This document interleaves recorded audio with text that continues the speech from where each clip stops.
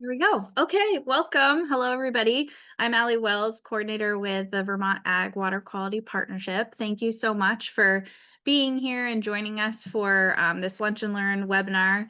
Thank you, Calley Hastings and Betsy McGavisk for joining us from VHCB. We're really excited to hear about the Farm and Forest Viability programs and your water quality grant work. So thank you. Just a quick couple items before we get started. As a refresher for everybody, for the partnership, our vision is that Vermont will be populated by farms that are vibrant, robust, and sustainable, and that they steward their land to improve water quality and wildlife habitat for the benefit of farms, connected ecosystems, the public and general good of Vermont. And that our purpose and mission is that we're working together to improve ag water quality by coordinating our partner efforts to provide education, technical, and financial assistance to the farming community. And our overarching goals are that we'll improve water quality and wildlife habitat on all engaged farmland, owner operators' properties, that will deliver technical and financial assistance in an efficient and effective way, and that will provide the best experience possible for the landowners. And I just want to note too that we are just wrapping up a fairly lengthy strategic planning process. We put out our draft strategic plan for the next 5 years, which will launch in January, and that we've got some updated language that is a bit more inclusive and really looks at working with land stewards and furthers the work that we've been trying to do. So excited about that. Feel free to pop questions into the chat. Again, this is a recorded session, and we will have time at the end for questions. And with that, I'm going to hand it over to Calley. Thank you. Whoa, hello everybody. Clearly I haven't spoken yet today. I would just be curious who's on the screen. If you were able to either pop on and just say a quick hi, or just put in the chat just maybe anything about where you're out of or who you're with, that would be awesome.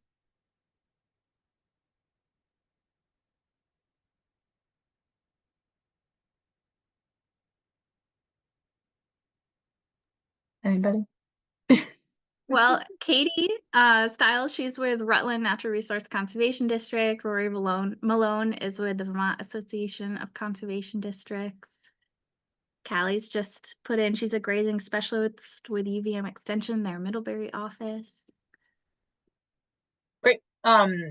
So this is not gonna be a PowerPoint. You're just gonna have to look at my face the whole time. Hi, Katie. And you're welcome to jump in with any questions. This is super informal. I'm just gonna run through our program and basically go over who a good fit is for our program, because that comes up a lot. And Betsy will then go after me and talk about our water quality grant program. So big picture framework is that I'm with the Vermont Housing and Conservation Board. So that's the bigger organization. And then I'm the program manager for the Farm and Forest Viability Program. And the structure is that we work with 5 core partners across the state to deliver our services. So NOFA Vermont, Northeast Organic Farming Association, the Intervale Center, CAE, the Center for an Ag Economy in Hardwick, Land for Good, and then UVM Extension. So this may or may not have come up with other folks, but people are often confused. They're like, so UVM Extension is doing this program, but then NOFA is doing the program, but is it the same? And the answer is, it is the same. It's all under the Farm and Forest Viability kind of branded program, and they're all delivering a similar service, but through their organization. It can also get confusing too, because they won't necessarily know they're in the program, but they've worked with an advisor, and then they go to work with another advisor, another organization. It's like, wait, you're already working with like 5 advisors. So we do have a communication issue around what the program actually is and how it works. And so I'm just trying to make that as clear as I can whenever I have the chance to talk to people. And so we're funding each of those organizations to work with a certain number of businesses per year to either do business planning or transfer planning in our program. Those are kind of 2 bread and butter programs. And the model for our programs is one-on-one business advising. So anyone who enrolls in the program will have a call with me, and it's usually about an hour, and I'll go over the whole program and how it works and kind of tell them the things that I'm telling you right now. And then I'll hear the ins and outs of their business and what kind of support they're looking for. And we'll figure out if they're a good fit for what we offer. If they are, I match them with an advisor at one of those organizations, and then they go on to do their planning work with them. If they're not quite the right fit for our program for any number of reasons, which I can go over, then I will try to connect them with other resources as well. So for business planning and transfer planning, they're both roughly around a 2-year program. It's a very in-depth style program. So sometimes we'll get referrals from, like a lending institution, and they want a business plan to lend money to the business. They're like, go work with them, get a business plan done in a month. And that is not really what our program is for. Sometimes we do that. It's kind of an exception to the rule, though. The goal really is to have farm, food, and forest businesses involved in a longer term planning process where they're really in-depth thinking about where their business is at, what they want their future to look like, strong focus on financials, a plan to go with it, and then working on implementing the plan with an advisor alongside in that process for a couple of years. So, if someone just needs to write a business plan at this point, they could probably just do it on AI, but we're, trying to really offer a much more valuable process essentially for businesses. So they would get enrolled, they would start the business planning process, they'd meet with their advisor. It's usually at the location of the business initially, at least at the lay of the land, and then depending on location for both folks, it could either be all on the farm, or it could be mostly on Zoom, and it depends the comfort level too. There's plenty of farms that like only want in person, and there's plenty of farms that are like, let's just hop onto a Zoom once every couple of weeks. So that's flexible. Then the regularity of it is, I would say, every 2 to 4 weeks. They're going to meet for the planning year. If they enroll in the summer, they're only really going to be doing the in-depth planning until the next spring. So the year is generally like the spring to spring. If they enroll pretty late, then either they'll work through it and have a bunch of meetings and have a plan by that spring, or we'll kind of like re-enroll them for that extended first year. It's open enrollment, so anyone can apply anytime. I'd say generally we have really good capacity, but if someone's applying like midwinter, it can be a little bit trickier to get folks in quickly, because that's like the peak of planning season, because all the farms are not farming unless they're a sugaring business, and then they usually want to work in the other months of the year. So if you have businesses that are interested, definitely encourage them to apply on the early side. This is a really great time for enrollment. They can kick off their meetings and then really dig into the work in the winter. So yeah, meeting every 2 to 4 weeks, and it's not uncommon that a farm will take off, a month or two for just the height of their season. So it might be haying or sugaring or whatever it is, and that's totally fine. But we are looking for consistency in meetings and kind of the accountability from the businesses that are in the program. That is one thing. I think that sometimes we get referrals that someone else outside of the business might think they really need and want the program, but the business doesn't need and want it, or won't really commit to it. And they don't have the capacity, they don't have the time, they don't actually have the interest.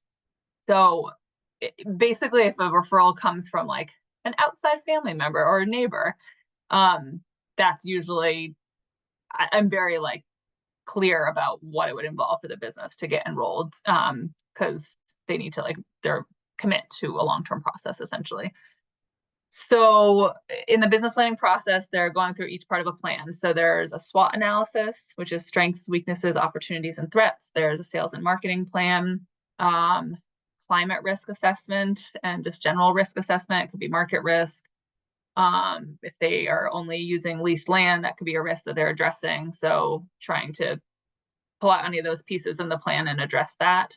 We are doing some climate adaptation planning along with NOFA. So they're working on creating like a portion of work that then gets added into regular business planning related to climate adaptation. That's kind of in process, but at this point, NOFA can do that as an added on piece as well. Then the financial piece is really the biggest. So with any business we're working with, we start with the numbers. So regardless of what bookkeeping system they're currently using, we want them to get to a better place with it. So they might be starting with receipts in a shoebox and just doing their taxes every year, or they might be starting with using QuickBooks all the time. So it may be that it takes us several months to even get basic financial information from a farm, or it could be that they can print it out in a day. So it kind of depends their starting point. But even if they were in QuickBooks, a lot of people are using QuickBooks, but it's kind of a mess. And so they need help just sorting it out and getting it properly set up. We often bring in QuickBooks consultants to help with that sort of thing. And some of our advisors do have those skills as well. That being said, some farms never want to use QuickBooks, and that's totally fine too. We just want to make sure that they have consistent, regular financial information to make decisions on whatever that's going to look like for them that works. So we're looking at profit and loss, income statement, balance sheet, cash flow are the main kind of financial documents. And then we're usually looking for a couple of years of historicals to work with, and then working with the business to project around all their numbers, especially if they're looking at scaling up or scaling down or shifting enterprises. So that is very core to it. We also are really wanting businesses to leave with a higher level of financial literacy than they come in with. That's kind of the whole point of the program, is we're not there to just like give advice or consult for like 5 hours and then disappear. We really want to help encourage building the business management skills so that when they've completed the program, they have those skills to carry on.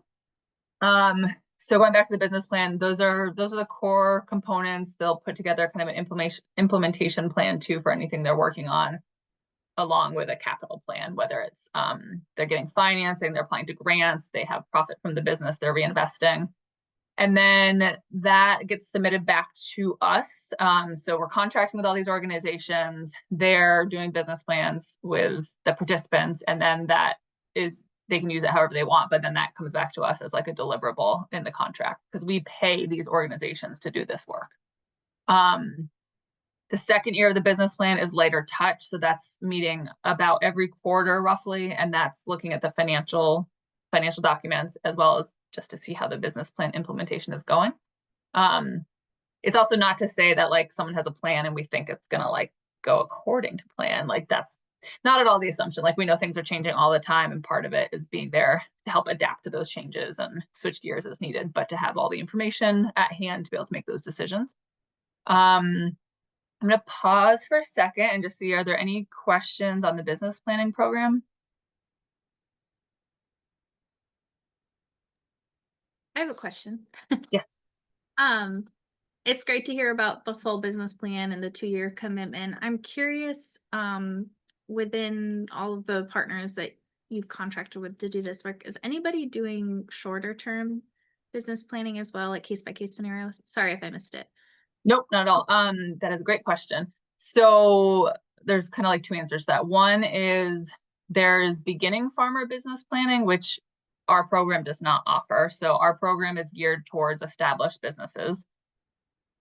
Our eligibility requirements are that they're businesses in Vermont, they've been managing or owning it, running it for 2 years or more, and that they have a gross income of 15,000 or more. So that's kind of baseline. There are a few exceptions within that. If someone's been like essentially running another business for 20 years or something, and they're just switching gears and they don't quite have that gross income, but they have a ton of business management experience and records and all that, they still might be a good fit. So it depends what the exception is, but that's the general eligibility.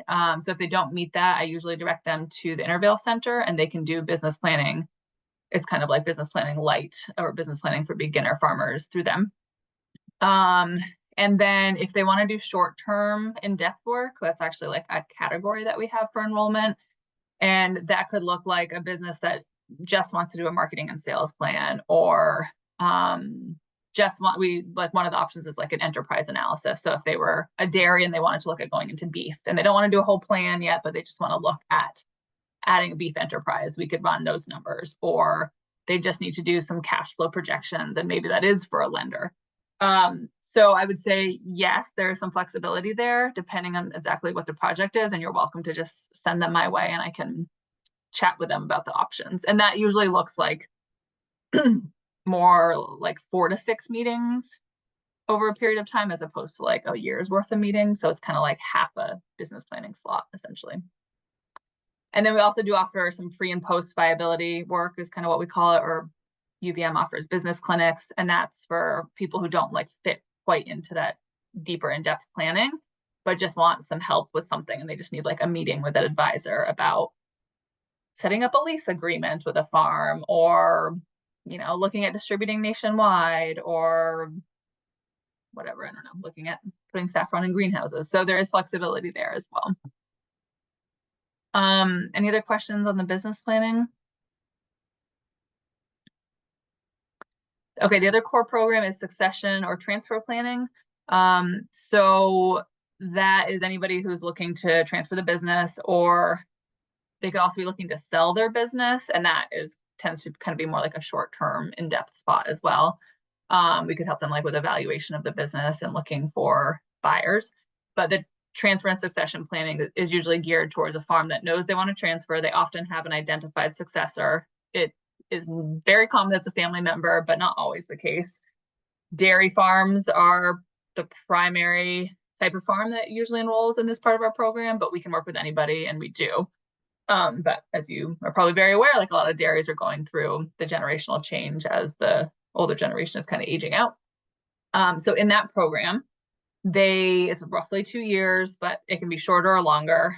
Transfer planning is really like non-linear. It's it can go a million ways. But we're working with them on retirement planning, encouraging them to set up wills, trusts, estate planning, looking at what they need for their family income. So if the older generation is going to retire, we want to look at what is that budget, the family budget that they need to retire from the farm. And then the younger generation, what are their needs? A lot of times, there's different houses on the farm, or there's, the grandmother's living in the house on the farm, the next generation is living off the farm, and the youngest generation is looking for housing on the farm, or, some combination of those things. Sometimes they're considering conserving their land because they want that big chunk of money to help kind of support the next transition. And they're often wanting to transfer animals and equipment first before real estate. So that's very common. And so we help them think through like the stages of transferring ownership and looking at the business entity structure for transfer, looking at operating agreements.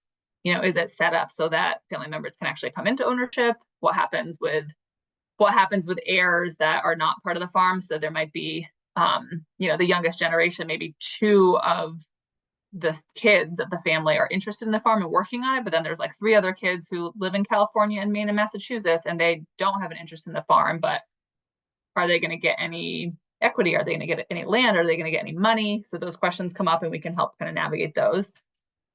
Ideally, they come out of that process with like a transfer plan happening and also in place for how they're going to navigate it over the next several years. It's really common that family dynamics impede that process. It can get very complicated with the older generation and the younger generation around control, decision-making, old gripes about this, that, and the other thing. So it's just very, very natural and common for that to be part of the process. We're very accustomed to that. We often bring in ag mediation as an additional resource. Ag mediation is a free resource as well, and they can come in and they can basically help focus on communication, conflict, issues in a family while we focus on the planning. And they can be there for as little as 1 meeting, or they can be there for the whole process if it's needed. So it really ranges, but they can be a really great way of helping move stuck things forward. Because what we see very commonly with the transfer planning is that you just can't even get to the planning part because the family dynamics just hold things up, and people will enroll, and then like 3 months later, they like essentially unenroll because they can't get past those dynamics. Any questions on transfer succession planning, or things that you've seen on the ground that you'd have questions about how our program would work with that?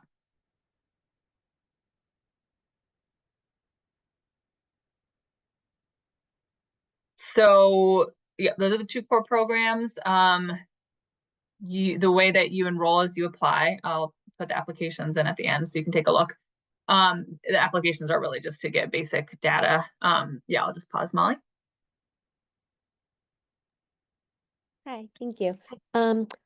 I work in Grand Isle County, and one of the themes I've been hearing in the past year or 2 is farms that have specific questions about succession planning and just don't really know where to begin, or who to reach out to. And I've been sort of thinking about hosting some sort of workshop, to help folks connect with those that could help them with succession planning, or at least lead them in the right direction, and maybe give them some like good basics about where to start. And maybe this isn't the greatest question for this lunch and learn, but I'm curious if that's something that VHCB could help support, if you feel like that would be a good fit for sort of something of service that you provide. Yeah, that's a really good question. So Land for Good is kind of the primary resource for transfer and succession planning. And they have Vermont services and also New Hampshire, Massachusetts, and Maine, or something like other states in New England. But Mike Gia is the primary planner for Land for Good that we work with. And they do a Transferring the Farm webinar series in the winter. And so that's a great thing for anyone who's even like remotely interested in knowing what is involved. A lot of people will start with that webinar series.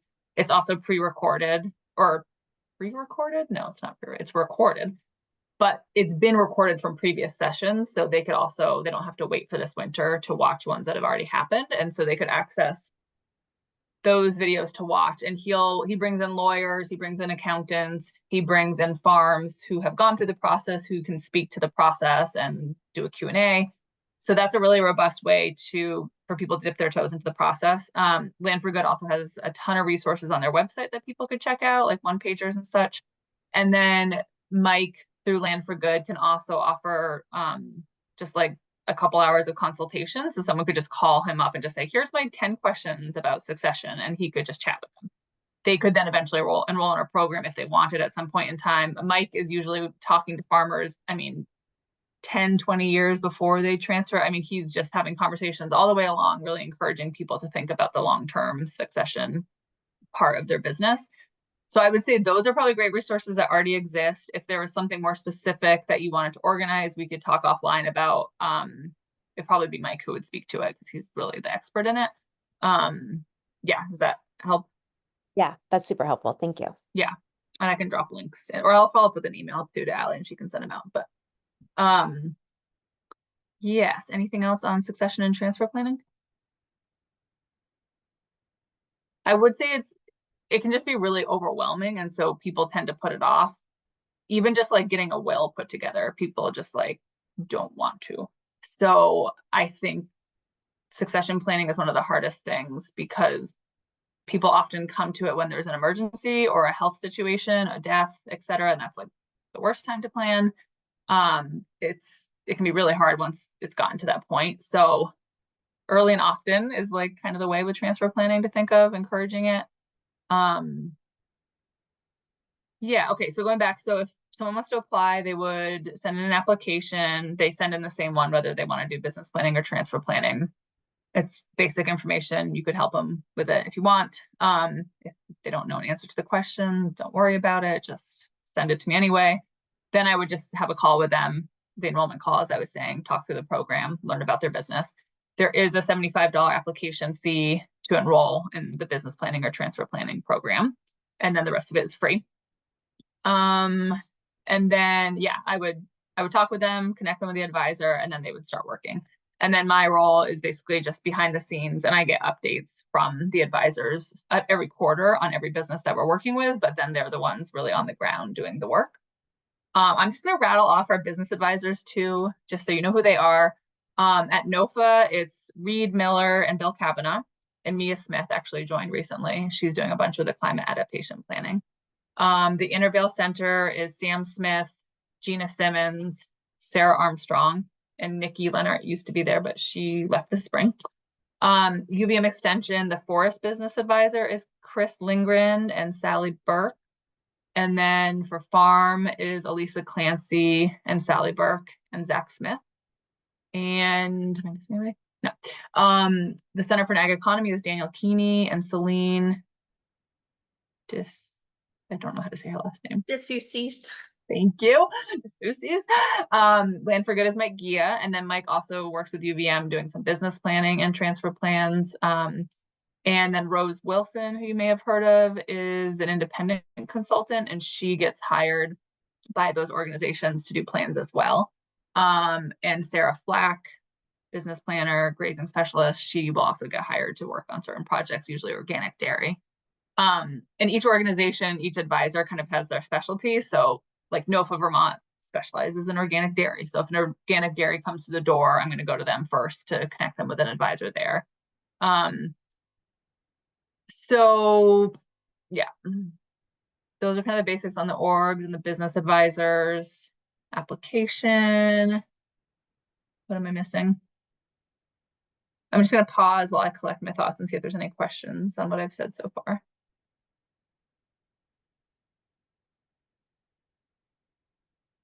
Okay, so I think good fits is usually the kind of question that comes up. So we really can serve a huge range of businesses. So they could be, look at the example that I had before, a small saffron farmer working in a greenhouse to a large conventional dairy with 1,000 cows.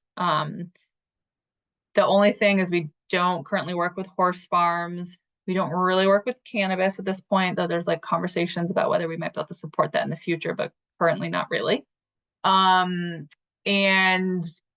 like value added like soaps, lotions, that kind of thing is kind of questionable. It depends on how much local product is being used and kind of the structure.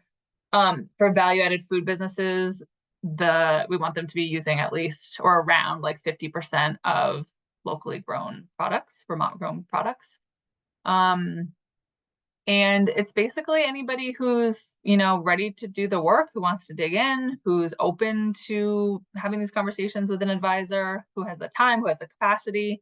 They don't necessarily come to me saying, I want to do business planning, but they'll often say, I'm looking at, adding more taps to my sugaring operation, but I'm not really sure if it would be more profitable or if I should invest in another RO, or, it kind of tends to come with questions like that, but then it turns into like, well, we could do a plan around that, and we could really look at the financials around that, and we could look at the labor and the long-term succession of the business and all that. So just because someone isn't saying to you, I want to do business planning, doesn't mean they're not a good fit. And they can always like start with an advisor, have a couple meetings to kind of test it out and see if they think there's value to a longer term planning process. And if it doesn't turn into that, that's totally fine. And if it does, that's great too. So we both have a lot of structure to the program and flexibility in trying to meet people where they're at. The other piece, I guess, to know is grants. We get a lot of people who come to us and just want us to write grants for them. We don't do that.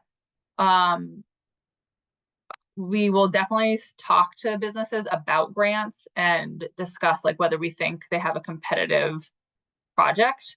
And we'll bring grant ideas to them and talk through the process.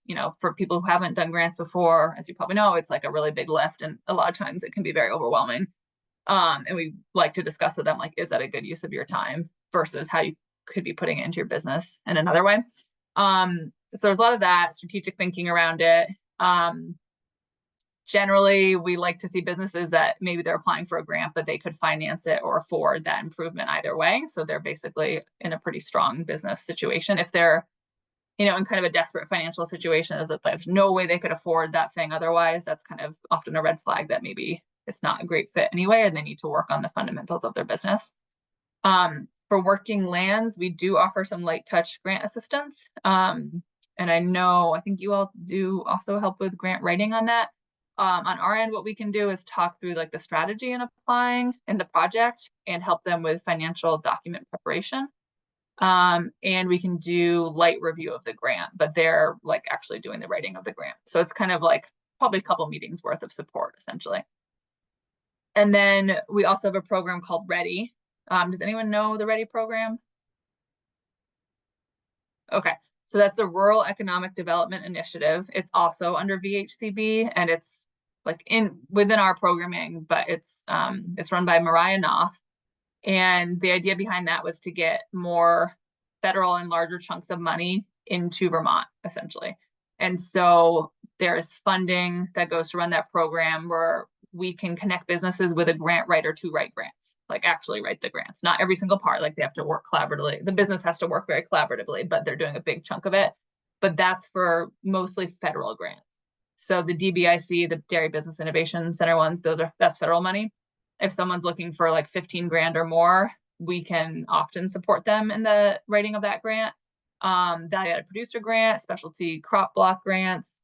When working lands had their big chunky grants, like the 100 to 200,000 ones, we sometimes helped with that because it was like a larger chunk of money.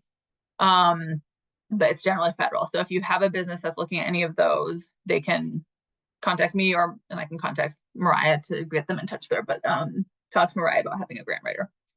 Any questions on that? Okay, so I think that's basically it. People can re-enroll in the program if there's capacity and we feel like we can meet their needs, and vice versa. So sometimes a business will be in it for 2 years and then 5-6 years later, they're going through some big change again. They can apply. It's not guaranteed they'll get in, because if we have huge demand of new people, like that's the priority, but not every business knows that. I think that's it. I may have a few other couple random things I add at the very end, but I'll pause for a second for questions. And if there aren't any, Allie, you can bring up yours, or we can move to Betsy, because I want to make sure there's enough time for you, Betsy. Yeah, I can wait till the end. Does everyone feel clear on like who a good match is for the program? Maybe kind of. Are there any specific situations that have come up where you're like, would they be a good? Well, I will also say I'm 100% available to talk to any business at any point in time, or to any of you.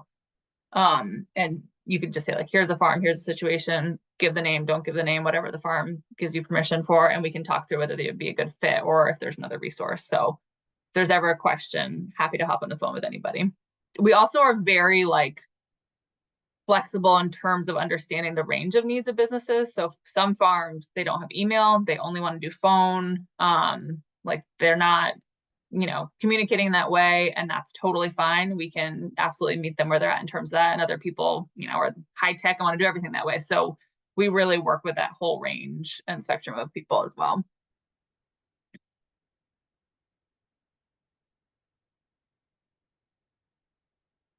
Thanks, Calley. Appreciate it.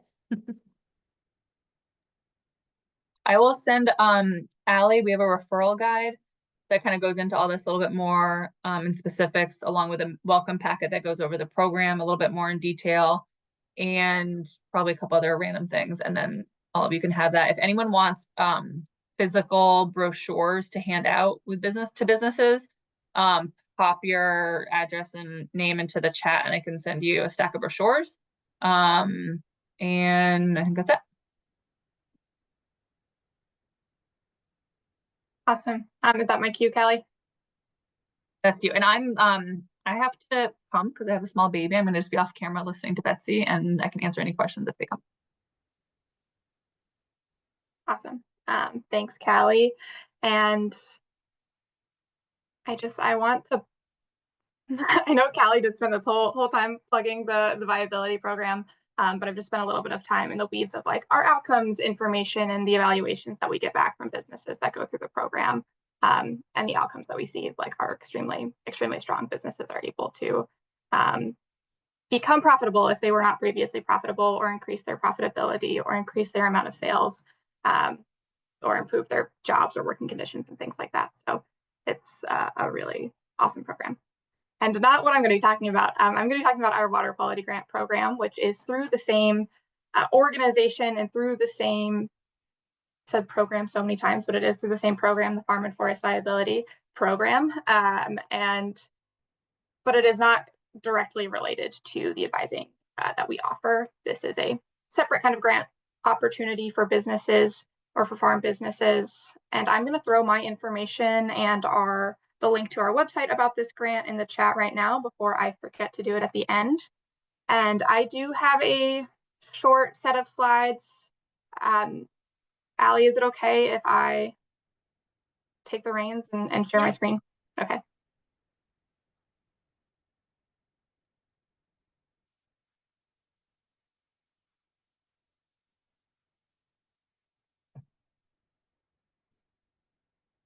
Okay, can you see? No, you are looking at just the editor mode.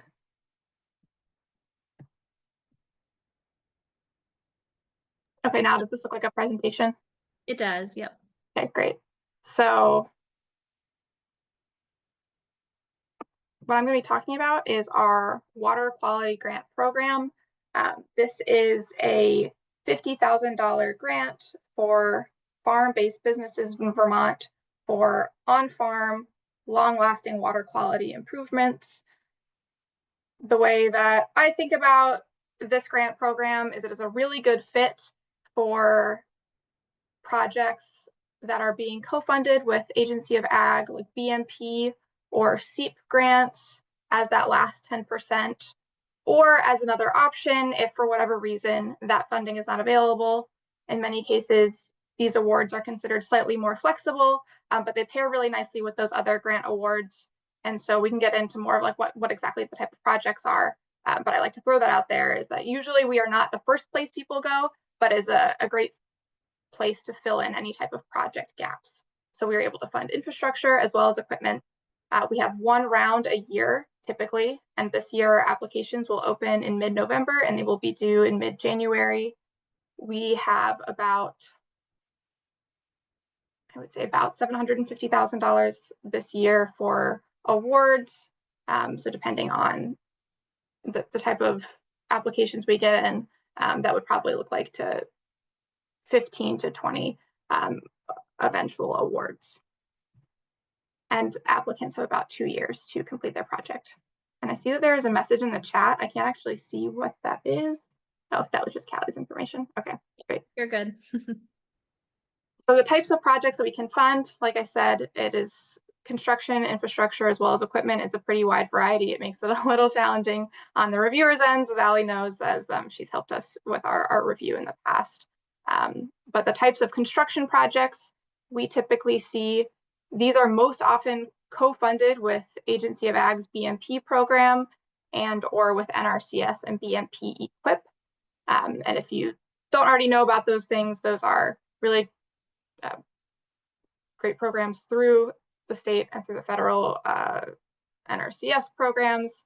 They provide engineering support and they provide funds up to 90% typically of project costs, often to a certain cap.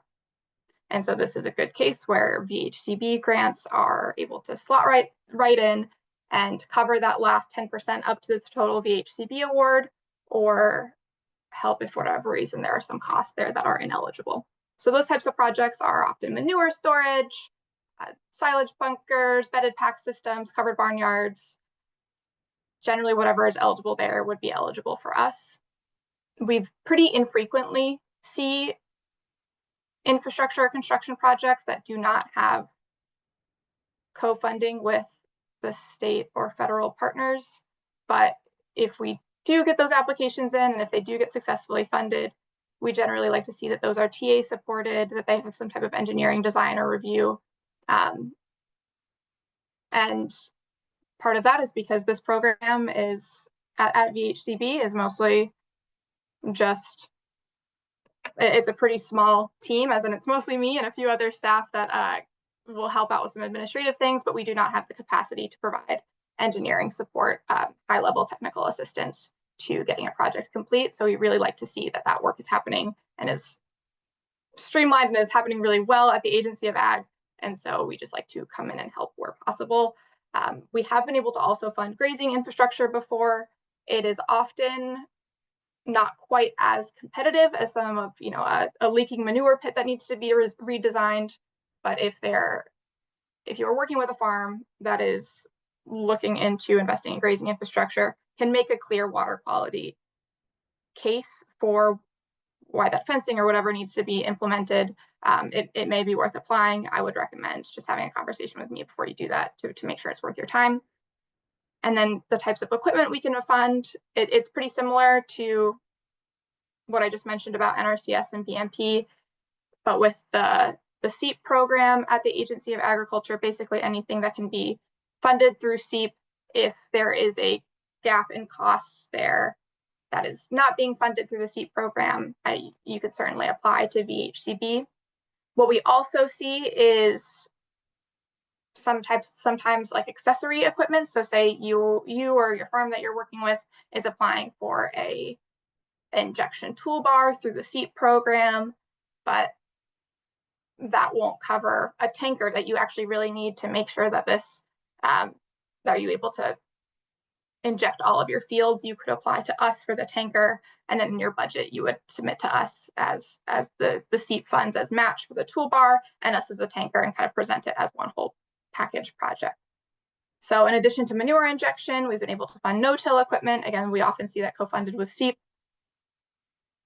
We are also able to fund sometimes feed-related equipment. So we've been able to fund a baler, a hay merger, but those applications were able to really demonstrate the water quality impact that those pieces of equipment were able to have, either because they were relying less on some type of faulty manure feed storage system that was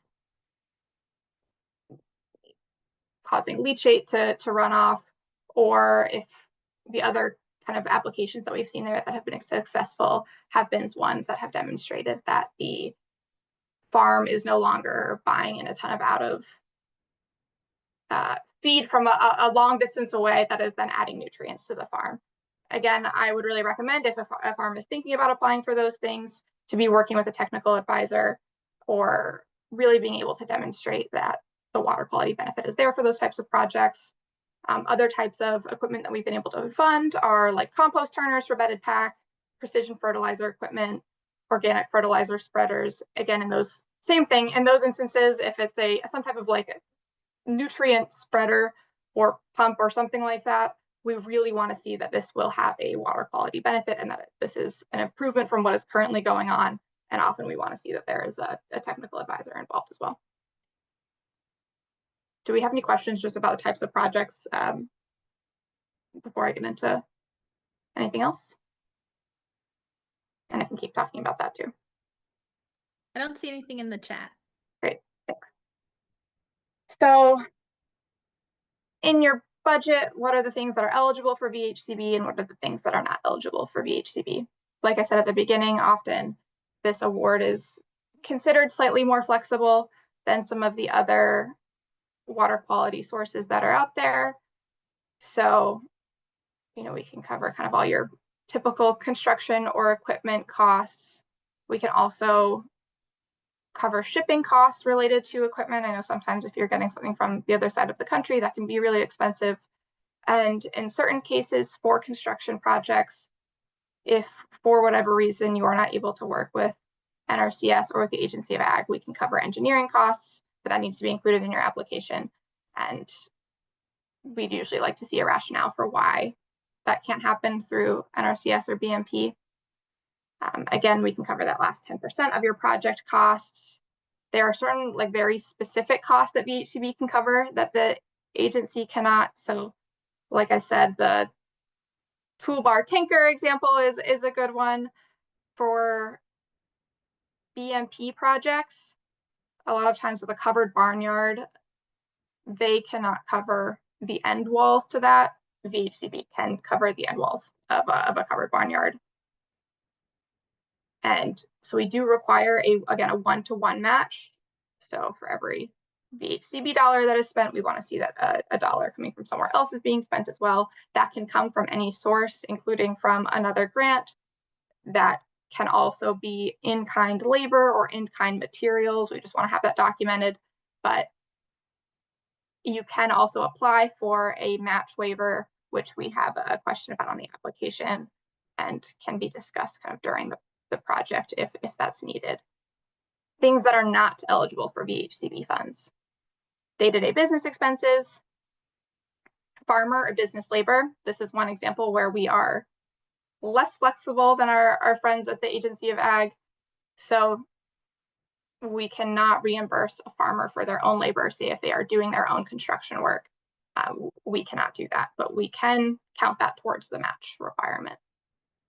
And the same thing kind of goes for shipping. If you were going to go pick up the equipment from the other side of the country, we cannot reimburse you for that.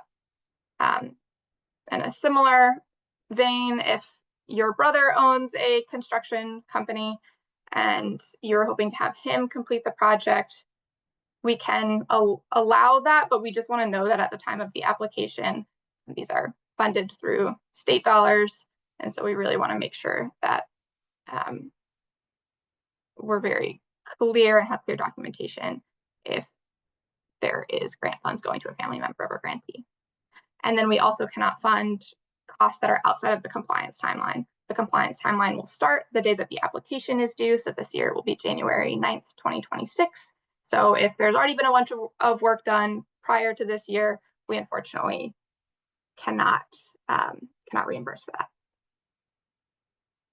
So when we get an application, here are the things that we generally look for. It's broken out into 3 big categories: project impact, project and application quality, and project need. And then there's some other considerations that go into that as well.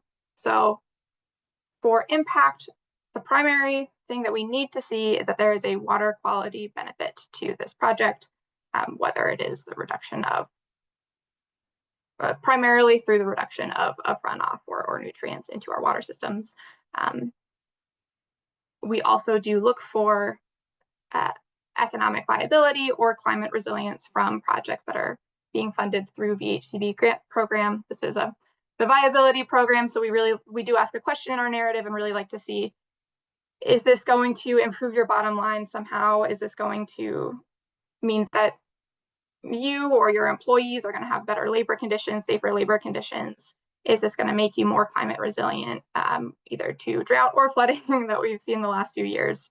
We will ask questions about that in the application narrative, and projects that have co-benefits in addition to that water quality impact are typically more competitive. In terms of quality, we look to see that a project has been planned. Like I said at the beginning, we typically prefer to see that VHCB is not the first funder that projects are going to. There are these great other systems in place through Agency of Ag and through NRCS that we typically advise people to start with first, and then have us fill in the gaps. And we would like to see that there is an engineering plan, is an implementation plan for the project or the equipment that's being applied for. We generally like to see that there's been some type of advising support, either through like a UVM cohort, or through the through the viability program, or through a local conservation district. And so we do ask for letters of support. Those are optional, but those are really something that strengthens applications. And then finally, financial viability of project are those match sources lined up?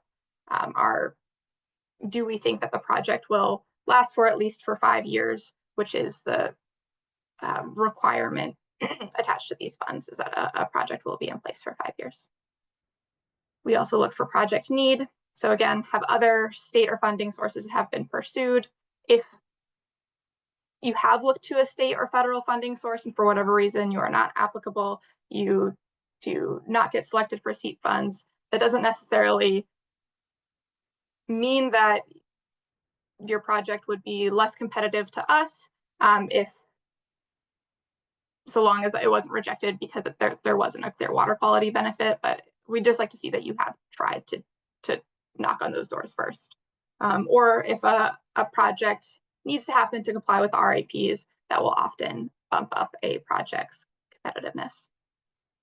Other considerations we take into account: have you received a water quality grant from us or another grant from us in the last 5 years? It doesn't usually dock a ton of points. It has happened that we've funded the same farm every other year for a couple of years, but it does reduce the competitiveness of that application. Is there anything innovative happening here, or is this your farm's first large water quality upgrade? Sorry, I was getting another call right there.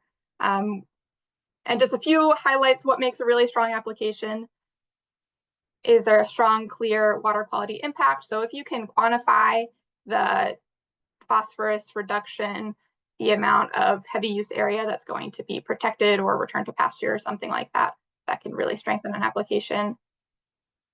Have you pursued those state or federal funding sources? Are you working with a technical advisor at a conservation district, or do you have your engineering plans? Do you have the quotes and project plans in place? And then generally projects that are aligned to start up soon after the application deadline. So in this case, if the application is due in January, if it's a construction project or an equipment project, we'd hope to see that it would be in place or be undertaken the following summer, so summer of 2026. If for whatever reason it takes a little bit longer than that, we totally understand, but that's usually what makes a project strong. So what is required in our application? We have an online application form. It includes basic business and contact information. We have two narrative sections. One is, a few narrative sections. One's just an overview of the budget. Another is a business overview. And then finally, a project overview and its impact. And through that application form is where you'll upload everything else. If you or a farm you're working with needs a paper application, let me know. We can accommodate that. And I'll note here, we try to, so it's a hard balancing act. We know that a lot of times farmers do not have the time, interest to necessarily complete a long narrative application for a water quality grant. And as reviewers, we do want to know what's going on, what the issue is, how it will solve it. So we try and keep things as concise as we can while still getting the information that we need to responsibly make these decisions. Other requirements for the application are the project budget. We do request financial statements. Again, part of this is because this program is within the viability program, so that the financial statements would include a balance sheet, an income statement, and a cash flow. If these are not available, we can accept tax returns in their place. That usually makes an application less competitive. Zach Smith at UVM, who is one of our business advisors and also one of the water quality business analysis staff there, has offered to support any business that needs help putting together those financial statements. So if you're working with a farm that is in that position, definitely let me know. I can share Zach's email as well to get folks in touch with him. We also request a map of the operation. We request quotes for, it's definitely required for equipment, but I strongly encourage, if you're working with a contractor, if you have something lined up for a construction plan. Again, letter of support, and then up to 5 photos or a business plan are all optional. So an overview of our timeline for this year, and I'll be wrapped up pretty soon. Applications are open in a couple of weeks. They'll be due in January. We will have a couple of info sessions throughout that window for application questions. I'm also always happy to answer any questions about the application or a project that you're considering. The compliance timeline will be January to November. In order to be reimbursed for your project, you would just submit your invoices and your receipts to me. And we usually wait until after Agency of Ag and or NRCS has made their payments, since we fill in those gaps, but we can also get those invoices from those partners if needed. And in terms of reporting, we will sometimes do a site visit, but it's not required. And then there is my email and phone number and a link to our website that I put in the chat as well. So like I said, please always reach out if you have questions or if you're working with a farm that's considering this program. And I know we only have a few minutes here left, but if there are any questions, I'm happy to take them.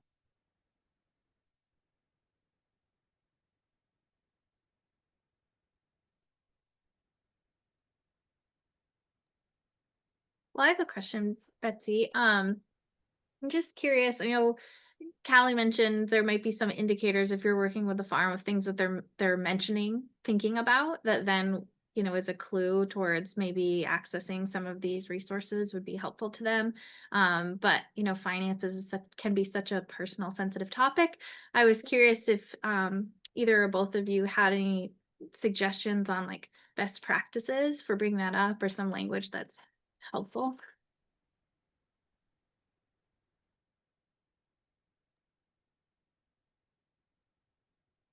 I can start. I think the way we tend to talk about our program is, some people are really excited to use resources. Other people have like a resource aversion for multiple reasons.